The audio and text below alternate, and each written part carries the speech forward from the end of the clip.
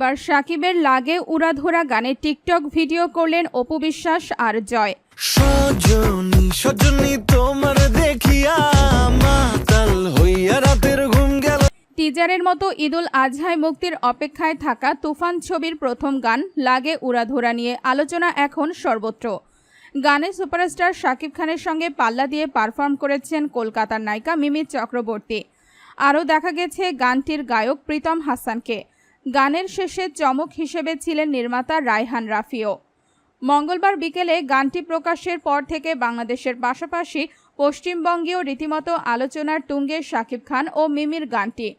Social মিডিয়ার কল্যাণে সহজেই দেখা যাচ্ছে শাকিবের নিউ লুকে এই গান দেখে অপু বিশ্বাস প্রশংসা করে বলেছেন, শাকিবের বয়স যেন অনেকটাই কমেছে। অপু বিশ্বাস বলেন, জয় এই গানটা আসলেই অনেক পছন্দ করেছে। ইউটিউবে ট্রেন্ডিংয়ে রয়েছে এই গান, তাই জয় সহজেই এই গান প্লে করতে পারছে আর গান প্লে করে একা একাই নাচছে। এর আগে প্রিয়তমা গানে জয় এমনটা করেছিল।